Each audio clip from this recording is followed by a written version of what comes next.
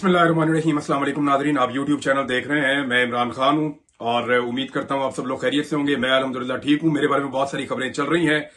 मेरे लिए सबसे जरूरी यह है कि मैं अपना काम जारी रखूं और अपनी बात करता रहूं, और वो मैं कर रहा हूं। मैं महफूज हूं, अल्लाह ताला का बहुत शुक्र है। और अल्लाह ताला बड़ा मेहरबान है। वही जिंदगी देता है, वही हिफाजत करता है, वही राज़िक है, वही पैदा करता है और वही आपकी हर चीज का मालिक है। तो अल्लाह ताला से मुझे सबसे ज्यादा हमेशा उम्मीद रहती है। आप सबसे दुआओं की दरखास्त है। खबरों की तरफ जाते हैं नाज़रीन डायरेक्टली। जरूरी यह है कि जो बात मैं करता हूं, जो काम मैं करता हूं, वो काम जारी रहे और वो रुकना नहीं चाहिए, क्योंकि मुझे ऐसा लगता है कि मेरा काम ही मेरी सबसे बड़ी रिस्पॉन्सिबिलिटी है। और इसी जिम्मेदारी से रोकने की मुझे बार बार कोशिश की गई, लगातार कोशिश की गई। मेरे बहुत सारे दोस्त जानते हैं बहुत सारी चीजें, और उन्हें उस बारे में पता है जो कुछ मेरे साथ हुआ है गुज़िश्ता चंद दिनों में। और अगर तो मैं आपको ना बता पाया तो वो आपको बता देंगे कि मेरे साथ क्या कुछ हुआ है और कौन सी चीजें उन्होंने विटनेस की हैं। बहरहाल अभी आ जाए जरा खबरों की तरफ। इसमें सबसे इंपॉर्टेंट तो ये है कि इमरान खान साहब ने इनकार कर दिया जो हुकूमत की जानिब से मुज़ाकरात हुए। हुकूमत ने जो दरखास्त की थी इमरान खान साहब से कि आप फौरी तौर पर अपनी जो कॉल आपने दी है ओवरसीज पाकिस्तानियों को सिविल नाफरमानी के हवाले से, वो अपनी कॉल आप वापस ले लें। इस पे इमरान खान साहब का जो स्टेटमेंट है वो ये है कि जब तक हुकूमत संजीदा मुज़ाकरात में संजीदगी नहीं दिखाती मुज़ाकरात में, तब तक सिविल नाफरमानी की कॉल वापस नहीं होगी। तो इमरान खान साहब ने हुकूमत का जो मुतालबा है उसको मुस्तरद कर दिया। इसके अलावा बैरिस्टर गौहर की इमरान खान साहब से मुलाकात हुई। उन्होंने बताया कि इमरान खान साहब को मुज़ाकरात के हवाले से बताया तो उन्होंने कहा कि ये एक टाइम फ्रेम के अंदर होने चाहिए। हुकूमत के पास तो ये है ना कि एक दिन और गुजर जाए, एक दिन और गुजर जाए। उन्हें लगता है कि अगले दिन कोई ऐसा हादसा या कोई ऐसी चीज हो जाएगी जिसमें उनके हाथ कोई अलादीन का चिराग लग जाएगा और चीजें ठीक हो जाएंगी। लेकिन गुज़िश्ता 2.5-3 साल से हो ये रहा है कि बजाय चीजें ठीक होने के मजीद खराब होती चली जा रही हैं। एक के बाद एक तजुर्बा करके देख लिया, लेकिन चीजें ठीक होने की बजाय ज्यादा से ज्यादा खराब हो रही हैं। अब इमरान खान साहब कहते हैं जी के बगैर इनको ज्यादा टाइम देने की बजाय एक टाइम फ्रेम रखें और हमारे जो दो इंतहाई जायज मुतालबात हैं, नंबर 1, जितने भी कैदी हैं बेगुनाह उनको रिहा किया जाए, या जिनके केसेस चल रहे हैं उनको जमानतें दी जाएं, जो उनका हक है उन्हें मिलनी चाहिए। और दूसरा उनका मुतालबा यह है कि 9 मई के ऊपर और 26 नवंबर के ऊपर इन दोनों वाकयात के ऊपर एक जुडिशियल इंक्वायरी करवाई जाए, कमीशन बनाया जाए, जिसमें पता चले कि सीसीटीवी फुटेज में क्या था, पता चले कि इसका क्या रोल था, पता चले कि कितने लोगों को गिरफ्तार किया गया, क्यों गिरफ्तार किया गया। जो लोग बाइज्जत बरी हो गए, यानी बहुत सारे लोग 9 मई के केसेस में डिस्चार्ज हुए, लेकिन उन्होंने कई कई महीने जेलों के अंदर गुजारे हैं। अब वो बेगुनाह साबित हो गए, उन्होंने जो जेलों में गुजारा टाइम, उसके लिए जिम्मेदार कौन है। हजारों लोग पाकिस्तान में गिरफ्तार किए गए हैं और 9 मई के केसेस को जितना ज्यादा पाकिस्तान में इदारों ने खराब किया कि जिस बंदे ने माफी मांग लिया, इमरान खान को छोड़ दिया, वो बेगुनाह हो गया। सबसे पहला तो जुर्म यह था कि अगर 9 मई किया एक बंदा उसके अंदर फिक्स है, तो जैसे ही वो इमरान खान को छोड़ता है वो बेगुनाह हो जाता है, वॉशिंग मशीन में से निकल के बिल्कुल पाक साफ हो जाता है। तो ये नहीं हो सकता कि एक बंदा ऐसे बेगुनाह हो जाए। तो अगर सजा देनी है तो कानून के मुताबिक सबको देनी चाहिए थी। यहां से यह मामला मशकूक होना शुरू हुआ। फिर मैंने देखा जैसे पुलिस ने अंधाधुंध गिरफ्तारियां कर दी। फिर पुलिस ने जो मौके उठाया कि जनाब छुप के भेस बदल के पुलिस वाले अंदर चले गए, वो इमरान खान साहब की टेबल के नीचे छुप गए। वहां छुपकर उन्होंने जनाब कहा कि हमने सुन लिया इमरान खान साहब ने प्लानिंग की है। 4 जगह पे तो बंदा चेक होता है और पहले पॉइंट के ऊपर मेन गेट से जो अंदर जाता था ना, वहीं पे नाम लिखा हुआ होता था, वो बंदा अंदर दूसरा जा ही नहीं सकता। और 2 पुलिस वाले छुप के जाके टेबल के नीचे बैठ गए। वो तो टेबल भी बहुत छोटी सी है जितने इमरान खान साहब टांग रख के बैठते थे। तो अजीबोगरीब बातें हैं जो की गई हैं। तो एक मजाक बनाया गया 9 मई के मामले को। हालांकि उसको अगर सही तरीके से चलाते तो शायद कुछ लोग फिक्स हो जाते जो जिम्मेदार होते। बहरहाल मिलिट्री कोर्ट्स के अंदर जो कुछ हुआ उसका खुमियाजा पाकिस्तान के ऊपर आ रहा है। अब सारे सर जोड़कर बैठे हैं कि इससे निकलना कैसे है। देखिए, सबको इस बात का आइडिया था कि मिलिट्री कोर्ट्स कोई इंटरनेशनल लेवल पे पसंदीदा चीज नहीं है, लेकिन पिछले दिनों में दबाव इतना ज्यादा बढ़ाया ओवरसीज पाकिस्तानियों ने और सोशल मीडिया के ऊपर इतना ज्यादा दबाव बढ़ा, खासतौर पे डोनाल्ड ट्रंप के इलेक्शन जीतने के बाद एक बेचैनी है जो पाकिस्तान की एस्टेब्लिशमेंट और हुकूमत है उनके बीच में। उन्हें परेशानी यह है कि डोनाल्ड ट्रंप इलेक्शन जीत के आए, जो बाइडन की एडमिनिस्ट्रेशन चली जाएगी, तो वो जो सहूलतकारी जो बाइडन एडमिनिस्ट्रेशन ने की है एक लंबे अरसे तक, 3-4 साल तक, वो सहूलतकारी खत्म हो जाएगी। और अगर ये सहूलतकारी खत्म हो जाती है तो फिर हम किस तरीके से अपनी चीजों को कंटिन्यू कर पाएंगे। सहूलतकारी खत्म होते ही आपको पता है फिर यूरोपीय यूनियन भी बोलेगा, फिर बरतानिया भी बोलेगा, फिर अमेरिका में भी आवाजें उठेंगी, फिर अक़वाम मुत्तहिदा भी बोलेगा। यानी अक़वाम मुत्तहिदा में जिन लोगों ने मामला उठाए थे, उन्होंने मुझे अक्टूबर या नवंबर 2023 में बताया, मुझे वो मिलने के लिए आए। उन्होंने कहा जब हमने यूनाइटेड नेशन से राब्ता किया तो वहां हमें यह पता चला कि पाकिस्तान में जो कुछ भी हो रहा है उस पर अमेरिकन आशीर्वाद है, इस वजह से हो रहा है, और इसलिए यूनाइटेड नेशन जो है वो एक इफेक्टिव रोल प्ले नहीं कर पा रहा, सिर्फ ऐसे ही रिपोर्टिंग कर रहा है मामलात की, वो रोल प्ले नहीं कर पा रहा। लेकिन अब जैसे ही जो बाइडेन इंतजामिया जा रही है, जाते जाते वो भी गोंगलुओं से मट्टी झाड़ रहे हैं और पाकिस्तान के ऊपर उन्होंने तनकीद शुरू कर दी है, पॉलिसीज के ऊपर, स्पेशली ये जो मिलिट्री कोर्ट्स हैं इनके हवाले से उन्होंने तनकीद की है। तो अब इस मामले से निपटना कैसे है? अब देखें, दो चीजें हैं जो अंडर डिस्कशन है। नंबर एक ये है कि इस मामले को यहां रोक लिया जाए, मामले को अदालत के अंदर जाने दिया जाए और अदालत के अंदर से इसको कलअदम कर दिया जाए और पूरी दुनिया को मैसेज चला जाए कि पाकिस्तान में मिलिट्री कोर्ट्स के अंदर कोई फैसले नहीं हुए थे, वो खत्म हो गए, तो ये इसके अंदर से निकल जाए सारे। एक तो ये फैसला होगा कि इसकी जान छुड़ा ले। दूसरा फिर ये है तरीकाकार के इसके ऊपर डट जाए और सारे मिलकर खड़े हो जाएं और ये फैसला कर दें कि जनाब जो बाकी 50-60 बंदे हैं उनको भी हमने मिलिट्री कोर्ट में सजाएं देनी है और इमरान खान को भी उठाकर मिलिट्री कोर्ट के अंदर लेकर जाना है। अब जो लोग चंद दिनों पहले तक ये दावे कर रहे थे, बड़े बुलंदो बांग दावे कर रहे थे कि इमरान खान एक फितना है, उसको हमने कुचलना होगा और हमने इमरान खान को लेकर जाना है मिलिट्री कोर्ट के अंदर, और जनाब वहां पे गवाहियां आ गई हैं और फैद हमीद ने और इमरान खान ने मिलकर जो है वो 9 मई करवाया था। हालांकि मैंने आपको बताया कि जो मेरे पास इंफॉर्मेशन है, हो सकता है कि उस इंफॉर्मेशन से अलग भी कुछ चीजें हों, लेकिन मैं आपको अपनी जाती इंफॉर्मेशन ये बता रहा हूं कि 2022 के मई में इमरान खान साहब ने जनरल बाजवा और जनरल फैज हमीद से ताल्लुकात मुनक़ता किए थे और ये मुझे इमरान खान साहब के बहुत करीबी लोगों ने बताया था और मुझे सबूत भी बताया था कि उन्होंने उस वक्त मुनक़ता कर दिए थे। और उसके बाद उनका कोई जवाब बनता नहीं है जनरल फैज हमीद से राब्ते में रहने का, लेकिन अगर है तो कोई तो सबूत होंगे ना, तो अब तक मामला खुल जाना चाहिए था। अब इमरान खान के पार्टी के कारकुनों को मिलिट्री कोर्ट्स के अंदर सजा देने पे यूरोपीय यूनियन, अमेरिका और बर्तानिया तीनों ने रुला डाल दिया है। आपका जीएसपी स्टेटस जो है वो डिस्कस होना शुरू हो गया है।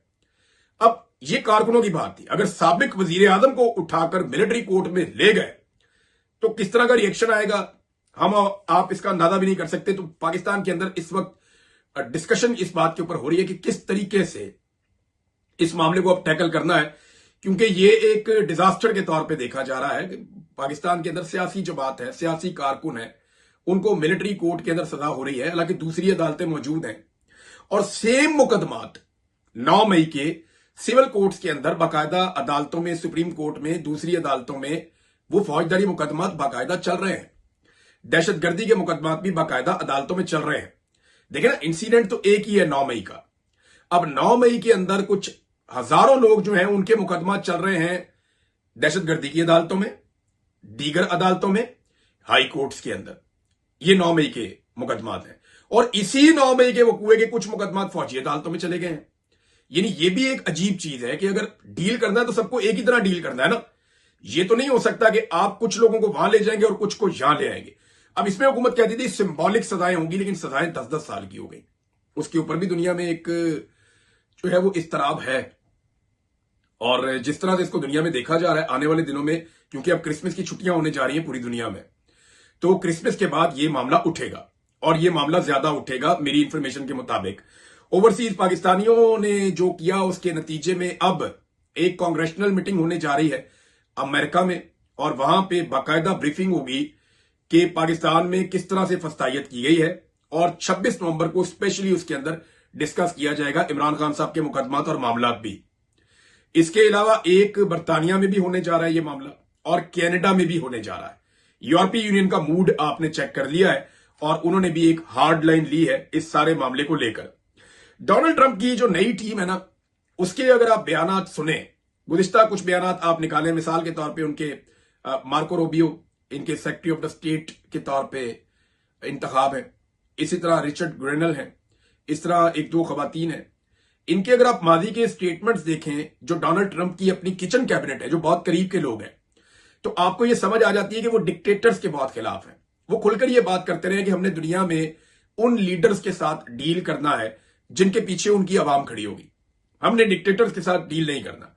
बल्कि जो सेक्रेटरी ऑफ द स्टेट आ रहे हैं उनका मैं एक बयान सुन रहा था, उन्होंने कहा डिक्टेटर्स अमेरिका के दोस्त नहीं हो सकते। उन्होंने मुख्तलिफ ममालिक की मिसालें भी दी। उन्होंने कहा, ये दुनिया के अमनो अमान के लिए और दहशतगर्दी के हवाले से डिक्टेटर्स एक बड़ा मसला होते हैं। ये अपने इक्तदार के लिए समझौते करते हैं। ये डिक्टेटर्स बाय डिजाइन अमेरिका और इसराइल के खिलाफ एहतजाज करवाते हैं। ये उनका सोचना है।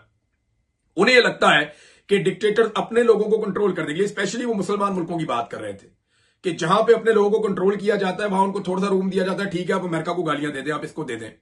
ये अमेरिका के दोस्त नहीं हो सकते। अपने इक्तदार को टूल देने के लिए लोगों को ये कहते हैं कि वहां आप जो मर्जी करें, बाहर आप जो मर्जी करें, पाकिस्तान के अंदर या अपने मुल्क के अंदर या मिस्र के अंदर या फलां मुल्क के अंदर आपने कुछ नहीं करना। पाकिस्तान में मैंने इसलिए कहा कि डिक्टेटरशिप बहुत रही है और अभी भी जो माहौल पाकिस्तान में है वो डिक्टेटरशिप वाला है, क्योंकि पाकिस्तान में इलेक्शन कोई और जीता, लेकिन पाकिस्तान की एस्टेब्लिशमेंट ने हुकूमत किसी और को बनाकर दे दी और जिनको हुकूमत बनाकर दी वो हुकूमत में आने के लायक ही नहीं थे, काबिल ही नहीं थे। और उसके बाद से लेकर अब तक पाकिस्तान एक डिजास्टर में चल रहा है। अब इमरान खान साहब ने तो इनकार कर दिया है, लेकिन दूसरी जानब कुछ शिकवे हैं पाकिस्तान तरीके इंसाफ के लोगों के, और ये दो बड़े अहम शिकवे हैं। एक तो पाकिस्तान तरीके इंसाफ ने जो केस चल रहा है, जो इन्होंने एक इस्तगासा किया हुआ है 26 नवंबर के हवाले से, उसमें हमें ऐसी उम्मीद थी कि जैसे पाकिस्तान तरीके इंसाफ की सारी क़यादत पहुंच जाएगी, बहुत बड़ी तादाद में लोग अदालत में पहुंच जाएंगे और उनके जाने से एक माहौल बनेगा और सब अपने शोहदा के लिए इंसाफ मांगेंगे। लेकिन बदकिस्मती से पीर वाले दिन ऐसा हुआ नहीं। अब जब मैंने इतलात इकट्ठी की तो पता चला कि जनाब वहां तो खामोशी थी और वहां पे लोग नहीं पहुंचे और उस वजह से एक लंबी तारीख भी आ गई है। तो ये एक बदकिस्मती वाली बात है कि जो गरीब कारकुन शहीद हुए उनके लिए सारी क़यादत को वहां पहुंचना चाहिए था। एमएनएस को, सेनेटर्स को, पार्टी के ओहदेदारों को बड़ी तादाद में जाना चाहिए था, जो मेन लोग हैं, और जाकर उन्हें अपने कारकुनों के साथ, जो शहीद कारकुन है या जो गिरफ्तार कारकुन है या जो लापता कारकुन है या जो जख्मी है, उनके साथ इजहार हमदर्दी करना चाहिए था। दूसरा, जो एक कारकुन शहीद हुए हैं पाकिस्तान तहरीक इंसाफ के, मलक अदरीस शहीद, ये पेशावर अस्पताल में ज़ेरे इलाज थे, वहां पर इनकी डेथ हो गई। लगभग इनका 4 हफ्ते तक इलाज करने की कोशिश की गई। ये कुछ टाइम ऐसा था कि वो बेहतर भी लग रहे थे, लेकिन उसके बाद उनका इंतकाल हो गया, वो शहीद हो गए। अब वहां पे उनके भाई ने शिकायत की। उनका शिकवा यह है कि पाकिस्तान तहरीक इंसाफ की क़यादत नहीं आई और मेरे भाई ने इस पार्टी के लिए कुर्बानी दी है। तो इस पे शहबाज गिल साहब ने और दीगर कुछ लोगों ने अफसोस का इजहार किया है और ये वाकई अफसोस की बात है कि जिन कारकुनों ने कुर्बानी दी है, जो शहीद हुए हैं, वहां पे पूरे गांव के अंदर लोग धाड़े मार रहे थे। तो मकामी पाकिस्तान तहरीक इंसाफ के लोगों के अलावा जो मरकजी क़यादत है, अटक बिल्कुल इस्लामाबाद के साथ है, उन्हें जाना चाहिए था और जाकर इस जनाजे के अंदर शिरकत करनी चाहिए थी। लेकिन इस मामले में पाकिस्तान तहरीक इंसाफ की जो क़यादत है वो इंतहाई सुस्ती पहले भी करती रही है और इस वक्त भी उन्होंने सुस्ती का मुजाहरा किया है, जो अफसोसनाक है। मेरे ख्याल में इनके घर जाना चाहिए, सबको इनके घर जाना चाहिए, इनकी कब्र पे जाना चाहिए, वहां अफसोस का इजहार करना चाहिए और वहां पे आवाज उठानी चाहिए। एक पाकिस्तान तहरीक इंसाफ के ऊपर नुक्ता उठाया गया कि तहरीक इंसाफ ने क्यों जो है वो नहीं दिए, अपने वकला नहीं दिए मिलिट्री कोर्ट्स के अंदर। तो देखिए, एक चीज जिसको तहरीक इंसाफ तस्लीम ही नहीं करती, वो इसको मानते ही नहीं कि मिलिट्री कोर्ट कोई कोर्ट ही नहीं है। तो जब एक चीज कोर्ट ही नहीं है तो उसमें बतौर वकील पाकिस्तान तहरीक इंसाफ की लीडरशिप क्यों पेश हो जाए जाके। देखिए ना, वहां पे एक कर्नल साहब है जो बैठ के केस सुन रहे हैं। तो आपको क्या लगता है कि सलमान अकरम राजा साहब जाके कर्नल साहब को समझाएंगे कि कानून क्या है और उन्हें समझ आएगी इस बात की? वो तो सबको पता है कि मिलिट्री कोर्ट क्या होती है और उसने किस तरह सजा देनी होती है। क्या उन्होंने सजा नहीं देनी थी? इसके अलावा और क्या ऑप्शन था उनके पास?